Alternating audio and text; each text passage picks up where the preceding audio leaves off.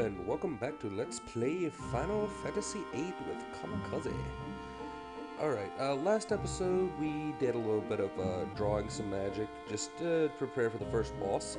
We whooped the first boss's ass. Waited around for about 5 minutes to finish him off so we get a good score on the exam. And then I, off screen, ran around there and drew some fires from the Buell creatures. That's the easiest one because they do the least amount of damage. And then ran away like always. But now I've walked over here back to the Balam Garden, and we're about to go inside and continue this plot forward, I guess. That mission's kind of over. In this episode, I will be going over the meat and potatoes of what is going to allow me to get Squall's final weapon, the Lionheart. Yeah, I already know about all that. Thank you.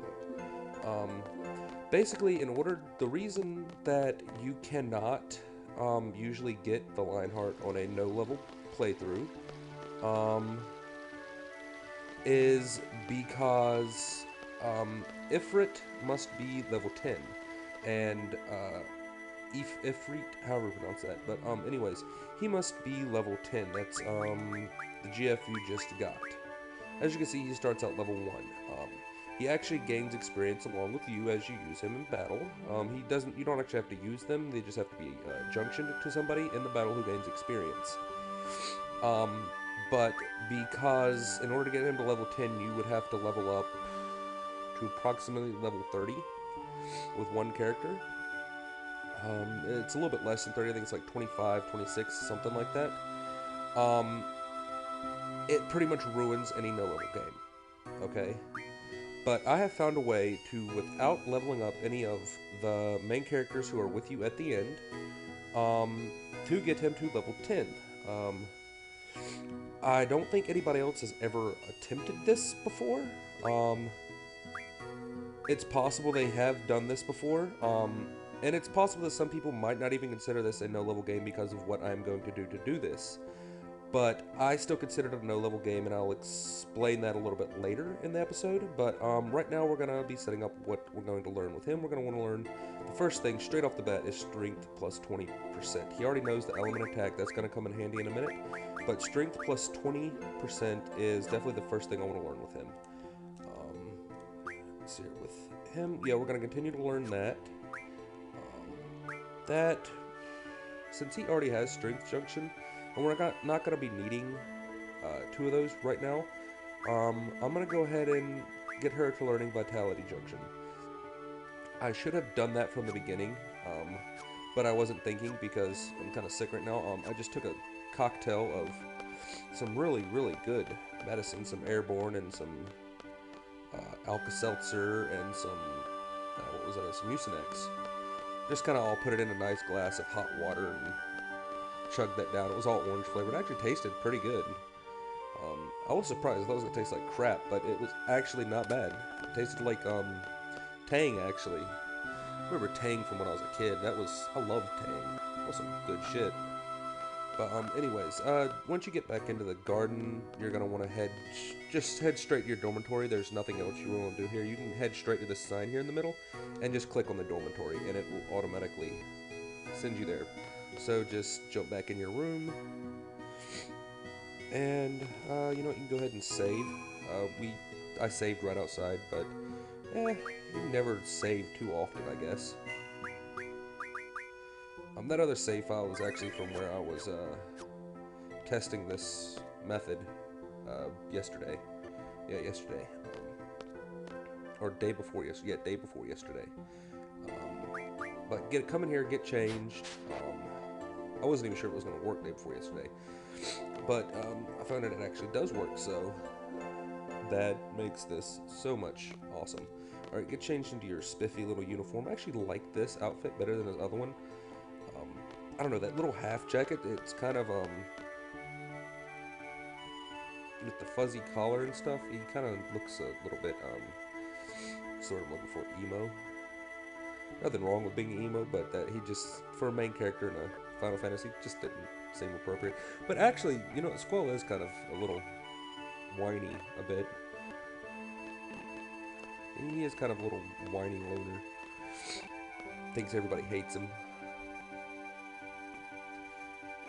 Alright, now then, once you get here, Questus here is going to assign you your little, squad. That's the zell I told you about in the first episode. He is freaking awesome, one of my favorite characters. He's crazy, wild, doesn't give a crap. Well, actually, yeah, he kind of does care what people think. He actually really does care what people think about him. But he's awesome. Except for the face tattoo. That's just, I'm sorry, but no face tattoos, dudes. Just no. They look awful. I mean, look at that. You're not Mike Tyson, okay? I'm pretty sure that tattoo was actually probably supposed to be a little tribute to Mike Tyson, because this guy is uses his fists as a weapon. He's a martial artist, a badass martial artist.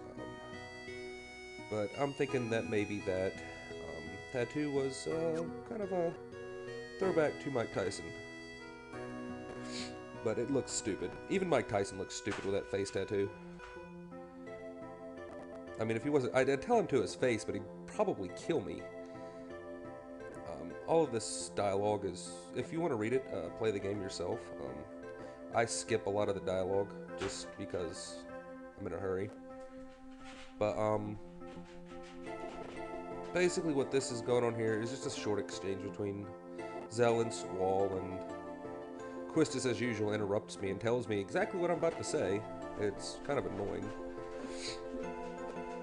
She thinks she's funny, but yeah, they just announced that Cypher will be our squad leader. That is the guy from the beginning of the game that we were in an epic combat on top of a mountain somewheres, and he cut my face in half. But I cut his face back. If you'll notice that in the fight, he did not have a scar on his face. He does now. So that last little slash we did actually cut him straight across the face too. So, I mean, he got as good as he gave. Which is why I say Squall's kind of whiny. He shouldn't have whined about it. He hit him back. I think if you hit somebody back in a fight, you shouldn't be able to complain about them hitting you. But that's besides the point. Alright, now we're going to be going on... as you can tell, Cypher's kind of a douchebag. He's kind of a cunt. I like him to some extent. I'll explain why a little bit later. But and he's actually... what makes this entire run-through possible.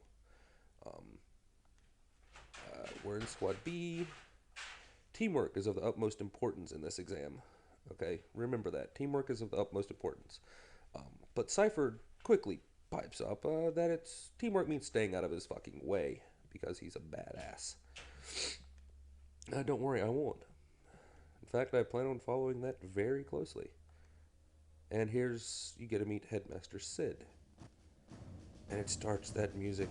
By the way, Seed, I'm not sure if it's explained that yet in the game, but I'm going to go ahead and explain it. Seed is basically an organization of mercenaries that countries, individual people, anybody who has the gil for it can hire them to help them, to have them, I guess, assassinate people even. Or defend the position, whatever. They're hired as mercenaries. It is a very long process to become a seed. As a seed candidate, you go through a lot. That's what we're doing now, is taking the final examination to become a seed, a full-fledged member of seed. He's kind of explaining what we're going to have to expect here. Basically that there is either success or failure. There is no in-between ground. You will either succeed or you will fail and die. Yeah, this is real. This is dangerous, and to be careful. And if we want to back out, now would be the time. Okay, just head this way. Follow Senor Cypher. Cypher. The names in this I'm not so good at pronouncing. Get in his. I think it's his car. I think that's Cypher's car. I'm not sure who's driving, but somebody's car. And it's freaking awesome. I love this thing. I want one. I want one of these. I mean, with this back area in it. I'll show it to you in a second. Whoever's driving is crazy. But, yeah, see, that's awesome. It's kind of like an APC back there.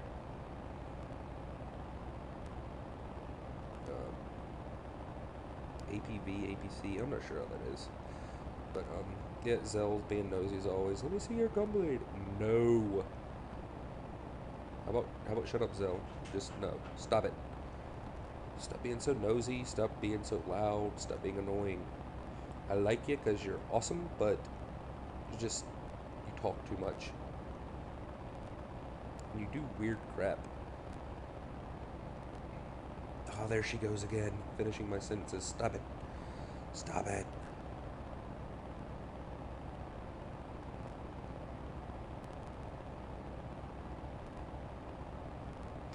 Yeah, Zell. See, this is why I say he does weird crap. Look at this. What are you doing?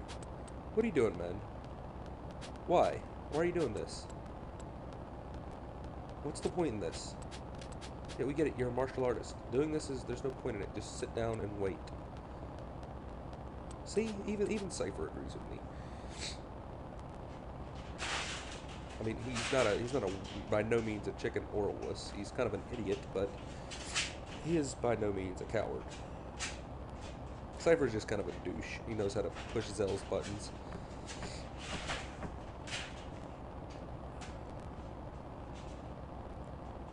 Look at these noses. God, those are some ugly noses. The feet, look, they're all square. Seriously, I think that Squall is the only one in the entire game with, like, actual round feet. Oh yeah, Squall wants to know who that girl in the infirmary was this morning. Apparently nobody was there. I think he was hallucinating. I mean, he did, after all, just get his face cut open. Yeah, Squall, virgin alert. But I think Cypher's a virgin, too. I think he's just one of those big talking, gunslinging guys. Talks big, but has never really done anything. Okay, yeah, this is how you drive a vehicle. The setup for driving a vehicle is completely weird as hell, but, oh well. Just head along the road. Actually, don't have to use the road. I'm gonna run into the wall, watch me. Yep, see? Ran into the wall. Always run into the wall. Just come down here. This is, the town of Balm, or Balm, or Balm, or how you pronounce this stupid name of this town. The names and stuff in this game are weird and hard to pronounce. So if I pronounce things wrong, just, let me know.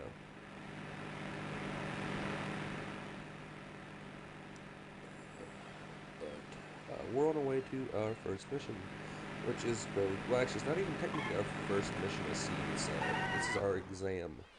But it's a real, like, fight. It's an actual, like, war we're going to. We're going to a war zone for our exam. That is how badass Seed is. It's like, you want to graduate, you gotta go to a war zone and kick some ass. When you're here, don't talk to anybody. That actually deducts points from your final score. And you want your final score to be pretty high. We'll find out about why a little bit later. Just get out of my way, dude.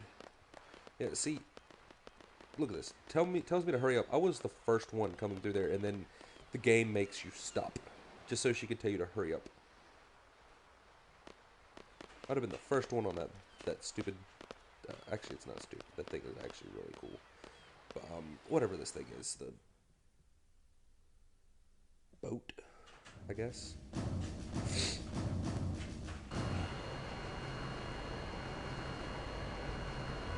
And no, you don't ever get to drive this. Disappointing, I know. God, if you could drive this thing now, I'd be gone. I'd be like, screw this, I'm not taking the seat exam, I'm going somewhere else. I'm out, I'm gonna go chill on a beach somewheres. This is Zoo. She's, sort of like the general, I guess. She's kind of in charge of operations. Actually, I don't know if she's in charge now. but she's the one doing our briefing for Squad B. She's kind of a strategist kind of person. She's really cool. She's not. I don't know if she's good in a battle or not. I don't think you're ever going to see her fighting, but I know that through some of the dialogue in the game that she is an impeccable strategist and very, very good at what she does. That, and she's named Zoo, which is awesome. Our client is the Dulet Dukedom. 18 hours ago they requested seat. That's a pretty good turnaround for a mercenary force. 18 hours and we're on our way. The G Army. The G Army is going to be your basic enemy throughout most of the game. Yeah, basically, Dulet abandoned their position in the inner city. The G Army, or Galbadian Army, took over. And now our mission is going to be to take back the city. We're going to go in, kill these fuckers, and then the actual seed members, the ones not on the exam, are going to wipe up the ones that are fleeing the city and in the mountains.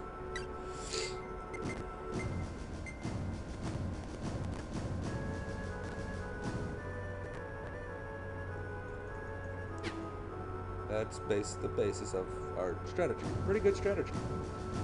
Even though there's only 9 seed members, which, I mean, that just kind of is a testament to the power of this mercenary force, is that it's only going to take 9 of them to finish off here. Yeah, Zell's like, this is going to be awesome. Cypher's like, no, it's not. This is going to be boring as hell. Being as smartass as usual. And I think Zoo just mentioned something about this not being the first time he's taken this test. So apparently he's failed a couple of times. Yeah, as soon as you disembark, there's going to be a battle. Any questions, talk to Questus. If you didn't get any of that and you're playing this, you can actually talk to Questus, and she will explain it a little bit differently, but I don't feel like talking to anybody, so I'm going to do nothing. Plus, if you do nothing, then your seed rank is a little bit better when you graduate, which is good. Very good.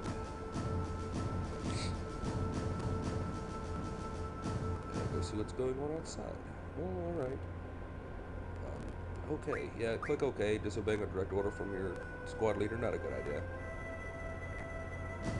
Of course, he has to say that it's his order too, because he's a cunt face.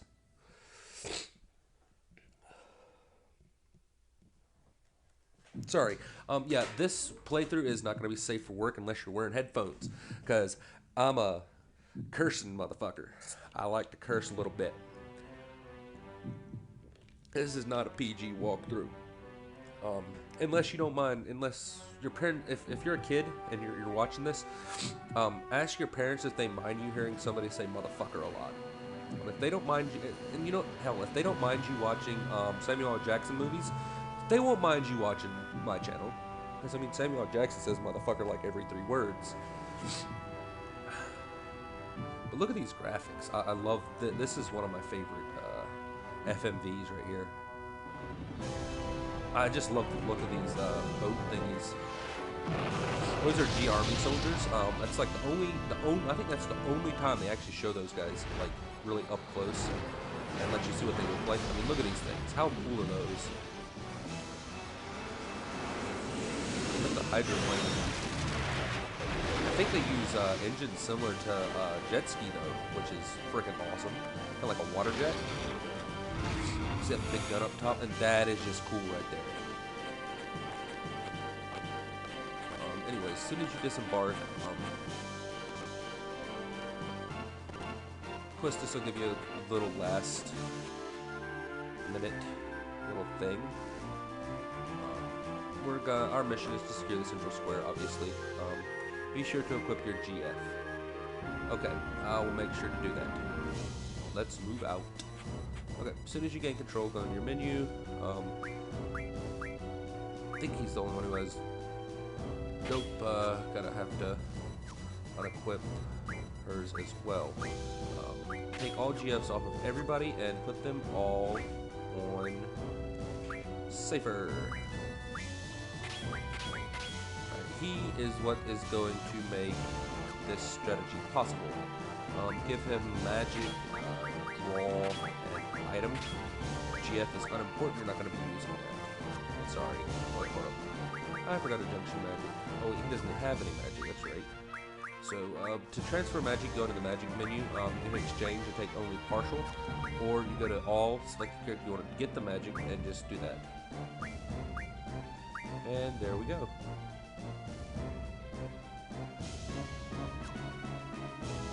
Okay then, and you know what? I just thought of something. Instead of learning card first with him, we're actually going to learn Thunder Magic Refine, because the ability that comes after that is Mid Magic Refine, which allows you to basically level up your spells. Once you level up your spells, this game becomes a little bit easier. Not so much level up, but it allows you to refine lower level spells into higher level spells. But I'm looking at the time now, and I'm seeing that it's at 20 minutes, so I think now would be a good place to stop off. So this has been Kamakaze with Let's Play Final Fantasy VIII. Keep on gaming, folks.